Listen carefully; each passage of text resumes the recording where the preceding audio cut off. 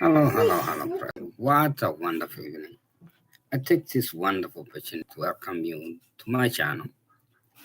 Today I'm going to reflect mainly the story of Jonah, second call. Then the word of the Lord comes to Jonah for the second time. We is going to reflect in chapter 3 of the book of Jonah. As we know, Jonah is a minor prophet in the Old Testament, and Jonah is a man who is sent to a great city of Nineveh.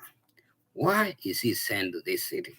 It's because the Lord looked from heaven and they saw the wickedness of the people of this great city of Nineveh. What was really happening there? There was violence, there was wickedness of all kinds, maybe corruption, maybe sexual immorality, maybe all kinds of wickedness that was found there. Throughout history, we see how God reacts. Look at the story of the Israelites in Egypt. God looks from heaven. Look at the story of Sodom and Gomorrah. God looks from heaven. Look at the book of Revelation 18. And then the scenes of Babylon laws and ties the heaven. And God remembered how Babylon the Great is foreign. That's where we are in our time, our current time. Babylon, Babylon, Babylon.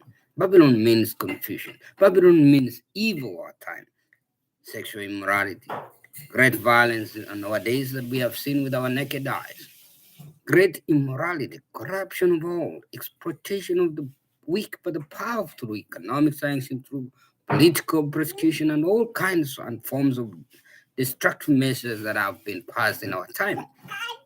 So that is the evil that God has seen in our time. So we are going to reflect Jonah chapter 3 in reference to our time.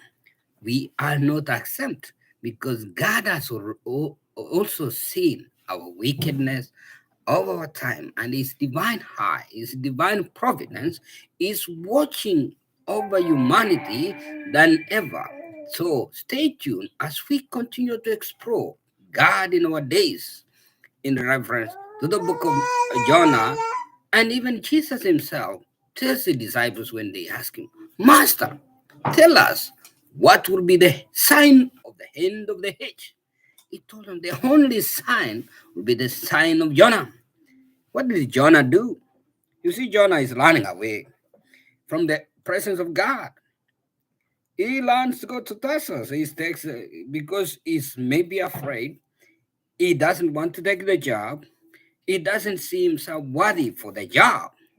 And that's what Jonah was thinking at that time. Even by the time that Jonah is accepting the responsibility, saying, throw me into the bottom of the sea. Maybe in his assumption, he thought that God, he would go die, his mission is done.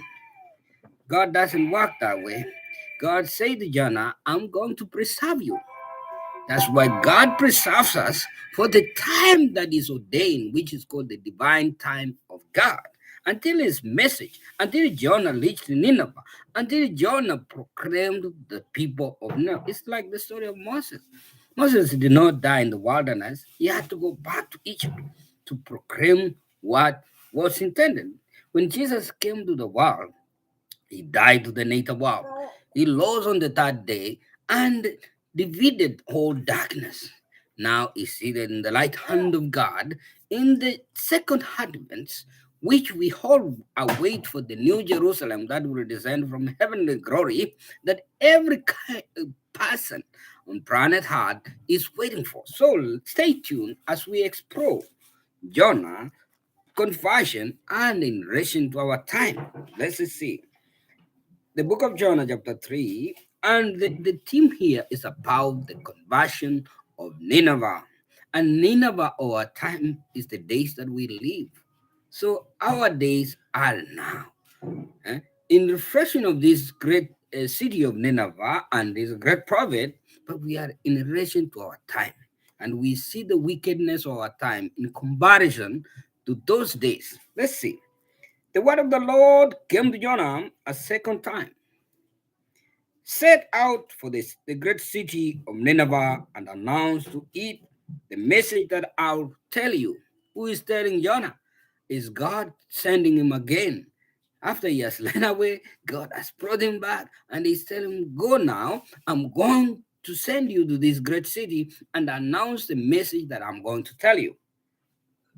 So Jonah made ready and went to Nineveh according to the Lord's bidding. Who is bidding Jonah to do that? It is the Lord himself, not man's bidding, but by the power of God. Now Nineveh was an enormously large city. You can imagine our time. We live in the modern time. You think of the great powers of our time. You think of the great nations of the heart. You think of how people have grown, great powers, powerful nations, and all kinds. That is the enormous city that Jonah was fencing. He was fencing this large city. It's like today we are fencing the wickedness of our time. We have great powers from the east, west, south, and north. That is now in comparison what Jonah was fencing. Let's see. Jonah journeyed through the city and had gone about a single day walk announcing. So he went a single day announcing 40 days more, and Nineveh shall be destroyed. What was Jonah proclaiming? Only 4 days more that Nineveh was going to be destroyed. When the people of Nineveh believed God, the first thing you hear that Jonah, as a messenger of God, start to proclaim the 40 days more Nineveh would be destroyed. And now you can imagine in the streets of Nineveh, in the streets of Nineveh, in like our time, when a person like me, a tiny person, in the eyes of God and in the eyes of men, preaching the word, would men reason? Would men respond? That is the question, an equivocal message of divine revelation of our time. Let's see. When the people of Nineveh, when the people of Nineveh believed in God, they proclaimed a fast, and all of them, great and small, put on sackcloth. I rest the case there. You can imagine when the message of this great prophet was proclaimed in throughout the city of Nineveh, what did the people do? From small to great, they put on sackcloth. That's very important. That's very powerful message into our time. And you see, in comparison, you're going to see in the last days how men's hearts will be. And you will witness your own self, not for me, but your own self will bear witness to our time that is doomed to fail in the eyes of God. When the news reached to the king of Nineveh, he rose from the throne, laid aside his robe, covered himself with sackcloth, and sat in the ashes. Imagine the king. The question is, would the kings of our time do that? Will kings of the world do that? Instead, they are raged with revenge. Instead, they are raged with their weapons of pride and pumping fire to the fuel the fire and destruction in our world. Best example is Ukraine. Ukraine is the best example of our time. Our men have grown so violent. Our men have become revengeful. Our men have become unthankful. Our men have become ununderstanding. Our men have become unmassive through their economics, through their military operations, through their massive destruction of our planet. What will God do next? That's the question. What will God do next? So that is our message now is very important in our time. It's a message of mercy, the conversion of our days to God's glory. It's the message of mercy. It's the wind of mercy. That is what this all about. Not about the city of Nineveh. Nineveh, the men of Nineveh will come in the judgment day. They will testify against us. Why? We received the message, but we never adhere to the message. This is very keen and very important. Let's see. So what did this king do? Himself with sackcloth and sat in the houses. Then he had proclaimed throughout Nineveh by decree of the king and his nobles. By the decree of the king and his nobles. What did he decree? Neither man nor beast, neither cattle nor sheep shall taste anything, they shall eat, nor shall they drink water. Man and beast shall be covered with sackcloth. You imagine the degree of the king of Nineveh. Do you think the men of our time will listen to such a message? No, never. They have rejected divine revelation. And the question now, the message is there to testify to them. They received the message, but they ignored the message. Now is to find by prayer. Now is to find by prayer and say, God, they received the message, but they ignored your divine message. So that God's hand, God's hunger, and God's mighty wadi will be outpoured to our world to be a testimony to our time. Neither man nor beast, neither cattle nor sheep shall taste anything. They shall not eat nor shall they drink water. Man and beast shall be covered with sackcloth and call loudly the God. What is God saying? They shall call loudly the God. That's the king and his nobles declaring.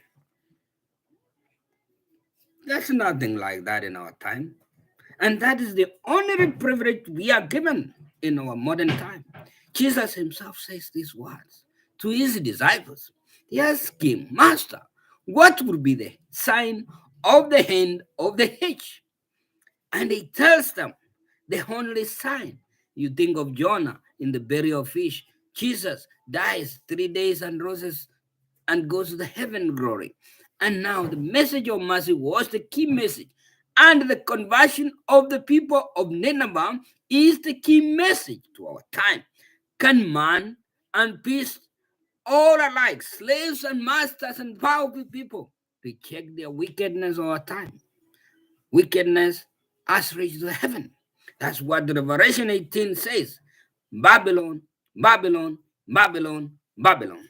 She's foreign. Indeed, she's foreign. God has made a case against her.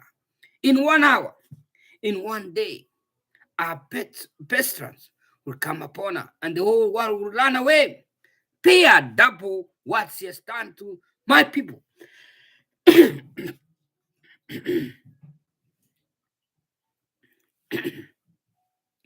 Every man shall turn from his evil away and from the violence he has in his hand. So the people were called from to turn away from evil, from their violent acts. That's what was the message of Jonah to the people of Nineveh. And now the king and his nobles have decreed this message as a proclamation for them. And let's say, God may relent and forgive and with all his pressing worthy on, so that we shall not perish. To perish means to be destroyed. Our world is about to be destroyed by the hunger of the Lord. If man will not do what? Will not turn away from the wickedness of our time. When God saw by their actions how they turned from their evil way, he repented of the evil that he had threatened to do to them. He did not carry it out. There I rest my case because we are living in similar time architecture. And when we look at Jonah, we are not leading Jonah or evaluating Jonah in a context of an historical event. But God is the same. It was the same God because God is a historical God. He directs the hearts of men. He is an historical God. He has spoken to the prophets and continue to endure his divine revelation. In the transfiguration of Jesus, what do we see? We see Elijah and we see Moses. Elijah represents the prophecy from the Old Testament continuing to Jesus Christ coming, and Jesus fulfills all the prophecy. So, my brethren, as we examine the story of the conversion of Nineveh, It is a call to our time that our time needs a message of conversion, a message of mercy, not a message of throwing weapons, supplying weapons to the fireplace. And nations should come, make a peace agreement to one another. In such only way shall man be spared from what is coming, the body of the Lord. Behold, the mercy of the Lord is calling to men to come away, to turn away from the wickedness of our time, to receive the mercy and the divine revelation of God. May God bless you, and may the Spirit of God conquer the spirit of the Antichrist, which I call the spirit of the world, which is the spirit of violence, the spirit of economic persecution, the spirit of exploitation. So stay tuned as we explore God's judgment in our time. If man cannot turn away from the wickedness of our time. Stay tuned and God bless you. And with Father, the Son, and the Holy Spirit. Amen.